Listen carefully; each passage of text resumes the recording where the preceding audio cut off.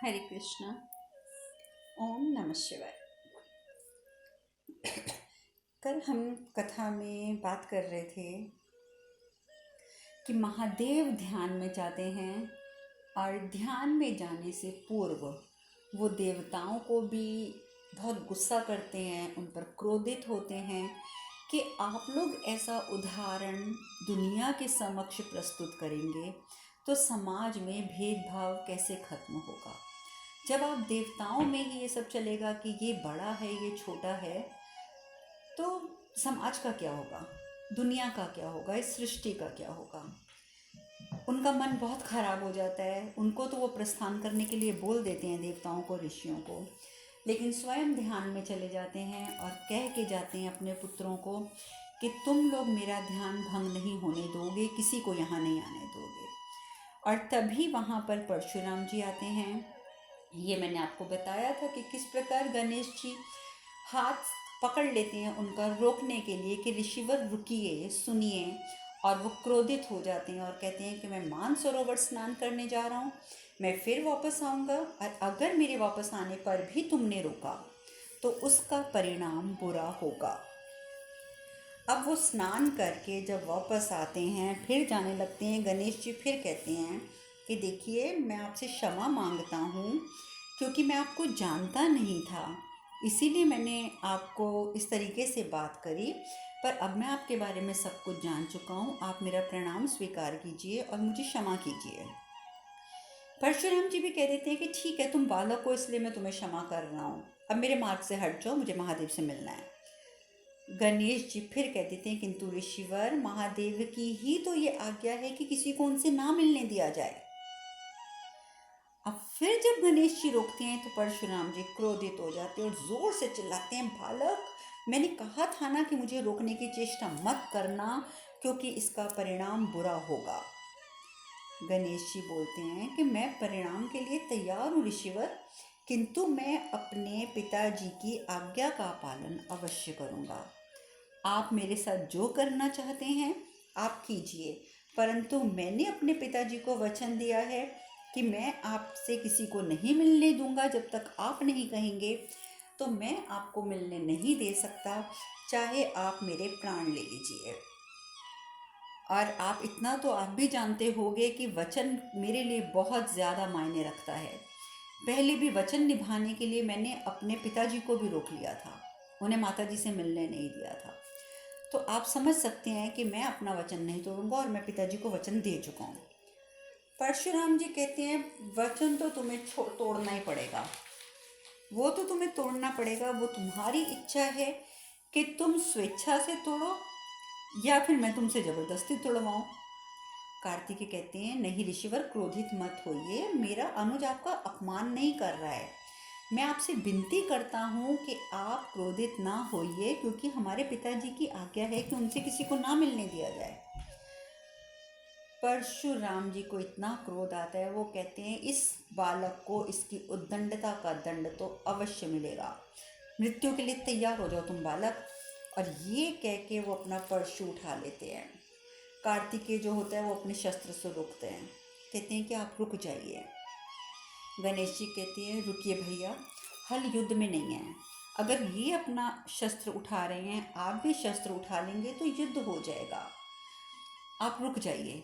और देखिए गणेश जी की सहनशीलता कि वो अपने भ्राता को रोक देते हैं कि भैया रुक जाइए। परशुराम जी से वो फिर विनती करते हैं कि आप शांति से मेरा अनुरोध सुनिए ऋषिवर, हम दोनों आपका अपमान कर ही नहीं सकते, आप एक बार मेरे हृदय से लग जाइए, आपको स्वयं सत्य की अनुभूति हो जाएगी। अब जब इस तरीके की बात गणेश जी कहते हैं, कार्तिकेय तो रुक जाते हैं, कार्तिकेय जी तो अपना शस्त्र नीचे रख देते हैं, परंतु परशुराम जी हैं वो अपने क्रोध को शांत नहीं कर पाते और अपना परशु उठाकर वो गणेश जी की ओर फेंक देते हैं। गणेश जी कहते हैं कि ये पिताजी का परशु है, मैं इस परशु को रोककर पिताजी के शस्त्र का अपमान नहीं कर सकता। चाहते तो गणेश जी अपने एक हाथ से उस परशु को रोक सकते थे, आखिर वो महादेव के पुत्र हैं, परंतु उन्होंने ये सोचा कि ये परशु तो मेरे पिताजी ने दिया था परशुराम जी को, यदि मैं इस परशु को रोकता हूँ तो ये तो मैं अपने पिताजी के शस्त्र का अपमान करूँगा, जो मैं कदापि नहीं चाहता। और ये सोचकर वो अपना चेहरा घुमा देते हैं, लेकिन शस्त्र को रोकते नहीं हैं। और जैसे ही वो अपना चेहरा घुमाते हैं, परशुराम जी का परशु आकर उनके दंत से टकराता है और उनका एक दंत टूटकर भूमि पर गिर जाता है। और जैसे दंत टूटकर भूमि में गिरता है, वो दर्द से चिल्ला उठते हैं, माँ। महादेव की आंखें खुल जाती हैं, जो ध्यान में बैठे होते हैं। नंदी, पार्वती सब स्तंभित रह जाते हैं कि ये क्या, ये तो गणेश जी की आवाज़ थी। माता पार्वती तुरंत आंख बंद करके देखती हैं कि कहाँ है गणेश जी, और वो तुरंत वहाँ पहुँच जाती हैं। अब ये हरकत परशुराम जी कर तो देते हैं, लेकिन उसके बाद मन ही मन सोचते हैं, हे महादेव, ये मुझसे क्या अनर्थ हो गया, ये क्या हो गया, मैंने तो ऐसा कुछ नहीं चाहा था। माता पार्वती एक क्षण में वहाँ पहुँच जाती हैं। कैसे हुआ, किसने किया ये, कार्तिकेय बोलो किसने किया ये। परशुराम जी की और कार्तिकेय इशारा करते हैं। कार्तिक कहते हैं, माँ, गणेश ने अत्यंत विनम्रता से आग्रह किया था, समझाने का बहुत प्रयास किया था, किंतु परशुराम जी ने इस पर आक्रमण कर दिया। उसी समय महादेव भी वहाँ आ जाते हैं। माता पार्वती कहती हैं, स्वामी देखिए देखिए स्वामी, इन्होंने हमारे पुत्र पर क्या किया, हमारे पुत्र पर घात किया। महादेव कहते हैं, क्रोधित ना हो पार्वती, परशुराम हमारे शिष्य हैं और शिष्य संतान के समान होते हैं, शिष्य संतान के समान होते हैं। माता पार्वती कहती हैं, महादेव संतान के समान होते हैं, किंतु संतान तो नहीं होते। यदि ये आपके पुत्र होते तो क्या ये गणेश के साथ ऐसा व्यवहार करते? नहीं स्वामी, कदापि नहीं। दंड दीजिए इन्हें। भगवान विष्णु ऊपर से सब देख रहे हैं, मंद मंद मुस्कुरा रहे हैं और साथ ही कहते हैं, प्रथम पूज्य देव मिल चुके हैं। तो देवता गण, ऋषिगण जो सभी वहाँ पर उपस्थित होते हैं, वो सब जैसे ये बात सुनते हैं तो सब के सब वहाँ पहुँच जाते हैं जहाँ पर परशुराम जी ने दंत तोड़ा है गणेश जी का। अब ब्रह्मा जी, विष्णु जी, लक्ष्मी जी, सरस्वती जी, सारे देवता गण, ऋषि गण सब वहाँ पर उपस्थित हो जाते हैं। महादेव और माता पार्वती तो पहले से ही वहाँ उपस्थित हैं। माता पार्वती कहती हैं, हम कुछ नहीं जानते स्वामी, हमने कहा आपको कि दंड दीजिए इन्हें। तो गणेश जी कहते हैं कि कैलाश पर जाने से रोकने पर इनका क्रोधित होना तो स्वाभाविक था माँ। इन्होंने क्रोध में परशु फेंका, मैं चाहता तो मैं उस परशु को रोक सकता था, परंतु मैं ऐसा नहीं करना चाहता था, क्योंकि यदि मैं परशु को रोकता तो पिताजी के परशु का अपमान हो जाता, और इसीलिए माता मैंने अपने एक दंत पर यह प्रहार सह लिया, ताकि पिताजी के परशु का मान बना रहे। आप चिंता ना करिए माता, परशुराम जी तो स्वयं नारायण के अवतार हैं, इन्होंने तो मेरा उत्थान किया है, इन्होंने मेरी सहनशीलता बढ़ाई है, तो आप इन पर क्रोधित मत होइए माँ। परशुराम जी जब गणेश जी के मुख से ये बातें सुनते हैं तो वो कहते हैं कि मैं ऋषि होकर भी इस ज्ञान और सहनशीलता का एक अंश भी नहीं पा सका जो इस छोटे से बालक में है। इतना ज्ञान, इतनी सहनशीलता, इस बालक ने तो मुझे मुक्त कर दिया, मेरी अज्ञानता से, मेरे क्रोध से इसने मुझे मुक्त कर दिया। मुझे दुख है कि मैंने इस पर प्रहार किया, और महादेव इस अपराध का आप जो भी दंड निर्धारित करेंगे वो मुझे स्वीकार्य है। आप मुझे दंड दीजिए, मुझे वो दंड स्वीकार्य है, परंतु इस बालक ने मेरी अज्ञानता को, मेरे क्रोध को मेरे अंदर से खत्म कर दिया। भगवान शिव कहते हैं, आप दंड के भागीदारी नहीं बनेंगे परशुराम। आपने पार्वती पुत्र गणेश का एक दंत तोड़कर ये संदेश दिया है कि बुद्धि सदैव श्रद्धा से कम होनी चाहिए, जीवन में कल्याण बनाए रखने हेतु ये अनिवार्य भी है। भगवान विष्णु कहते हैं कि गणेश ने संसार की एक और जटिल समस्या का समाधान भी कर दिया है। तो सब भगवान विष्णु की ओर देखने लग जाते हैं। भगवान विष्णु कहते हैं, गणेश की सहनशीलता, बुद्धिमत्ता सराहनीय है, अतुलनीय है। ऐसा बल और साहस किसी और के पास होता तो वो परशुराम से युद्ध करके इस प्रसंग को विनाश लीला में परिवर्तित कर देता। और जब भगवान विष्णु ये बात कह रहे होते हैं तो कार्तिक को ध्यान आता है कि सही बात तो है, मैंने भी तो अपना शस्त्र उठा ही लिया था परशुराम के ऊपर। तो भगवान विष्णु यही बता रहे हैं कि साहस की कमी नहीं थी गणेश में। अगर गणेश चाहते तो अपने एक हाथ से वो परशु का वार रोक सकते थे, उस परशु को वापस परशुराम पर फेंक सकते थे और इसे एक विनाश लीला में इस प्रसंग को परिवर्तित कर सकते थे, किंतु इन्होंने अपनी सहनशीलता और बुद्धिमत्ता दिखाई जो सराहनीय है। और इसीलिए मैं कहता हूँ कि सिर्फ ये गणेश ही हैं जिन्होंने शांति बनाए रखी, अपने पिता के शस्त्र का मान रखा। जो अपने परिवार की खातिर अपने प्राणों की चिंता ना करे वही सच्चा नायक होता है। और गणेश हमारे जो है, इनका नाम माता ने सही रखा है विनायक, ये तो सच में सच्चे नायक हैं, क्योंकि इन्होंने अपने पिता के शस्त्र का मान रखने के लिए अपना दंत तोड़वा लिया। इसलिए महादेव, मेरा अनुरोध है कि ऐसा निष्पक्ष सोच वाला, ऐसे निश्चल व्यक्तित्व वाले धनी जो आपके गणेश जी हैं, आपके सुपुत्र हैं, वो सबके प्रिय होंगे। और इसीलिए मैं चाहता हूँ कि आप गणेश जी को प्रथम पूज्य घोषित कर दीजिए। प्रथम पूज्य यज्ञ में सर्वप्रथम गणेश की आहुति डाली जाए, मैं ये चाहता हूँ।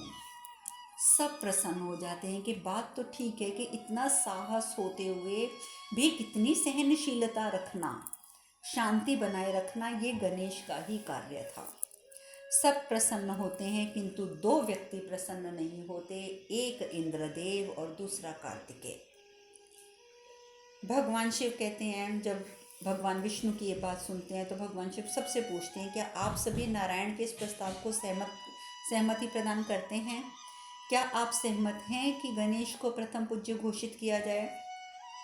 सब लोग हाँ करते हैं कि हाँ, हम सब यही चाहते हैं, क्योंकि सच में गणेश की जो आयु है उसमें जितनी सहनशीलता इस बालक में है वो प्रथम पूज्य नायक के लिए अति आवश्यक है। सो हमें कोई आपत्ति नहीं है। परंतु कार्तिकेय कहते हैं, नहीं, ये उचित नहीं होगा पिताजी, बिल्कुल नहीं, ये तो सबके साथ आप अन्याय कर रहे हैं। अब जैसे ही कार्तिकेय ये कहते हैं कि आप तो ये सबके साथ अन्याय कर रहे हैं, ये सही नहीं है, इंद्रदेव तो प्रसन्न हो जाते हैं। इंद्रदेव तो सोचते हैं, अरे वाह, मैं तो महादेव के सामने बोल नहीं पाया कि आप ये जो कर रहे हैं ये निष्पक्ष फैसला नहीं है, परंतु अच्छा हुआ कार्तिकेय ने तो आज मेरा ही साथ दे दिया। अब कार्तिकेय कहते हैं, पिताजी, आपत्ति मुझे गणेश के चुनाव से नहीं है। आप गणेश को प्रथम पूज्य घोषित कर रहे हैं, मुझे इस चुनाव से कोई आपत्ति नहीं है। मेरा तात्पर्य ये है कि मुझे गणेश की नियुक्ति से नहीं, अपितु जिस प्रक्रिया से उसे प्रथम पूज्य घोषित किया जा रहा है, मुझे उससे आपत्ति है। मुझे उस बात से आपत्ति है जिस बात से उसे प्रथम पूज्य आप घोषित कर रहे हैं, क्योंकि मैं नहीं चाहूँगा कि भविष्य में कोई गणेश की योग्यता पर प्रश्न उठाए। मैं नहीं चाहूँगा कि कोई ये कहे कि गणेश में तो सिर्फ एक ही योग्यता थी कि वो महादेव और माता पार्वती के पुत्र हैं। मैंने सही कहा ना देवराज? आप लोगों को ज्ञात होगा कि जब तारकासुर का वध किया था कार्तिकेय ने, तो इंद्रदेव ने सबके समक्ष यही कहा था कि यदि माता पार्वती का शस्त्र ना होता कार्तिकेय के हाथ में और भगवान शिव कार्तिकेय को अपनी हथेली पर ना उठाते, तो ये कभी तारकासुर का वध नहीं कर सकता था। तारकासुर का वध का श्रेय जो है वो कार्तिकेय को नहीं मिलना चाहिए। उसको तो वध इसलिए कर सका क्योंकि वो महादेव और माता पार्वती का पुत्र था। तो इसीलिए कार्तिकेय कहते हैं देवराज इंद्र की ओर देखकर कि देवराज इंद्र, मैंने सही कहा ना? मैं नहीं चाहता कि कल को कोई कहे कि गणेश में सिर्फ एक ही योग्यता थी कि वो महादेव और माता पार्वती का पुत्र है।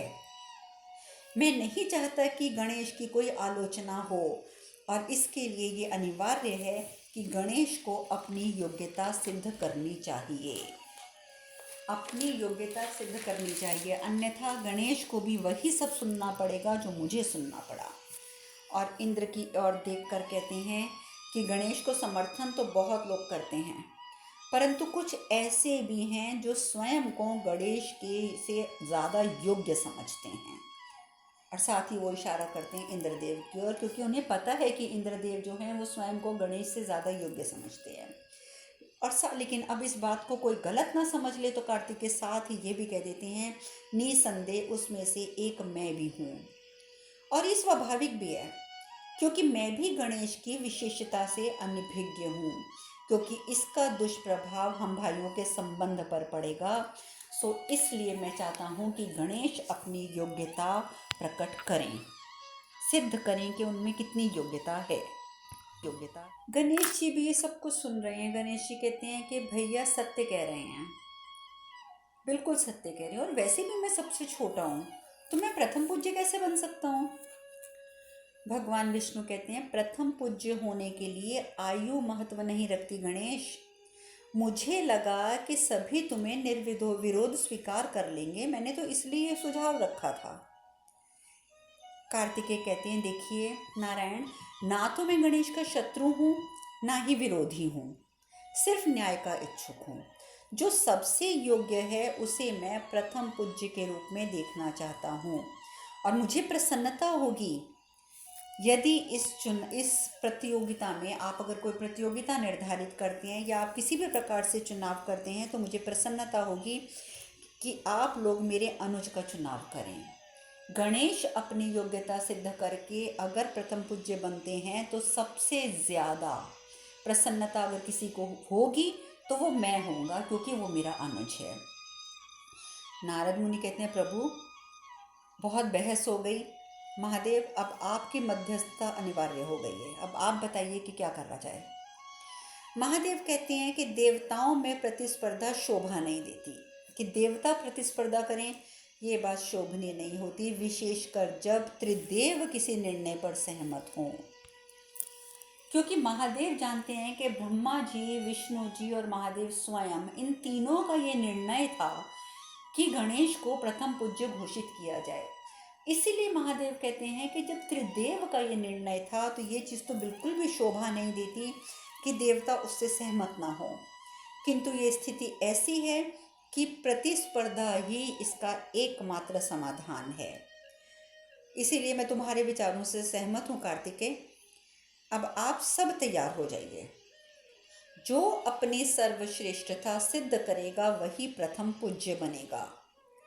और प्रतिस्पर्धा ये होगी कि संसार की आपको 3 परिक्रमाएं करनी होंगी, यानी संसार के 3 बार चक्कर काटने होंगे, और जो सबसे पहले ये परिक्रमा तीनों पूर्ण करेगा वही प्रथम पूज्य कहलाएगा। अतः आप सब कल प्रातः अलकनंदा तट पर इकट्ठे हो जाइएगा, आप सब वहाँ एकत्र होइएगा। कल ये कार्य, ये प्रतिस्पर्धा वहीं से आरंभ होगी। सब लोग ये बात मान जाते हैं। अब परशुराम जी आते हैं, आगे आगे आकर वो दांत उठाते हैं जो गणेश जी का दांत टूट कर गिरा था, और वो कहते हैं, हे गणेश, मैं पुनः क्षमा याचना करता हूँ।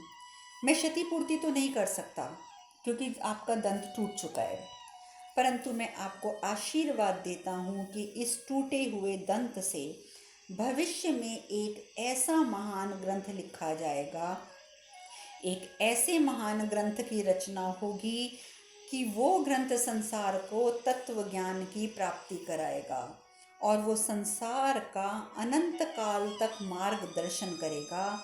और उस ग्रंथ की विशेषता ये भी होगी कि उसे लय और सुरबद्ध करके गाना संभव होगा। क्या आप मेरा ये आशीर्वाद स्वीकार करते हैं? गणेश जी कहते हैं, मुझे आपका आशीर्वाद सहर्ष स्वीकार है। और वो अपने दोनों हाथ आगे बढ़ाकर ऋषिवर से, ऋषि परशुराम से अपना दंत वापस ले लेते हैं। और आप सबको जानते ही हैं कि इस दंत से महान ग्रंथ की रचना हुई थी कालांतर में। परशुराम जी माता पार्वती से भी क्षमा मांगते हैं कि आप मुझे क्षमा कर दीजिए माते। माता पार्वती कहती है, यदि आप गणेश पर प्रहार ना करते तो संसार को उसके गुणों को देखने का अवसर प्राप्त ही ना होता। स्वामी ने ठीक ही कहा था कि आपने तो गणेश का उद्धार ही किया है, आप धन्यवाद के योग्य हैं, धन्यवाद के योग्य। इस प्रकार से सब लोग खुशी खुशी प्रस्थान करते हैं, क्योंकि अगले दिन अलकनंदा के तट पर प्रतिस्पर्धा का आरंभ होगा। कार्तिकेय जब सब चले जाते हैं, महादेव और माता पार्वती भी कैलाश पर बैठते हैं अपने स्थान पर, तो कार्तिकेय वहाँ उपस्थित होकर बोलते हैं, पिताजी आज सबके समक्ष मैंने जो भी कहा, जो भी किया, उससे आपको या माँ को कष्ट पहुँचा है तो मैं क्षमा चाहता हूँ। यदि आप क्षण मात्र भी ये सोचते हैं कि मैंने गणेश के द्वेष के कारण ये किया है, तो मैं सच कहता हूँ पिताजी, मैं प्रतिस्पर्धा में भाग नहीं लूँगा।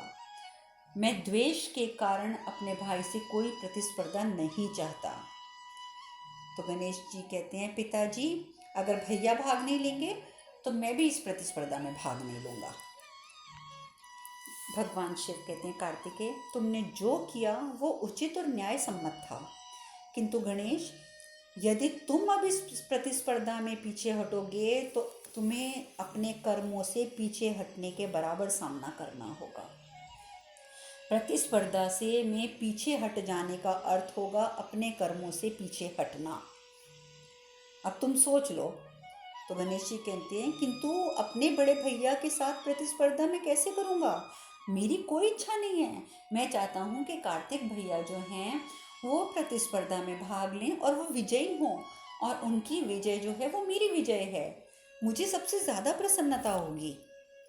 महादेव कहते हैं, प्रतिस्पर्धा से नहीं पुत्र, प्रतिस्पर्धा की ईर्ष्यापूर्ण प्रवृत्ति से बचना चाहिए। बहुत बड़ी बात समझाई महादेव ने कि प्रतिस्पर्धा गलत नहीं होती है, परंतु प्रतिस्पर्धा यदि ईर्ष्यापूर्ण हो तो वो गलत होती है। तो महादेव कहते हैं कि प्रतिस्पर्धा गलत नहीं है, तुम दोनों प्रतिस्पर्धा में भाग लो, परंतु इसका त्याग मत करो। त्याग करना चाहते हो तो त्याग करो प्रतिस्पर्धा की ईर्ष्यापूर्ण प्रवृत्ति का, क्योंकि ईर्ष्यापूर्ण प्रवृत्ति व्यक्तिगत होती है। वो केवल अपने स्वार्थ और अपने उद्धार तक ही सीमित रहती है।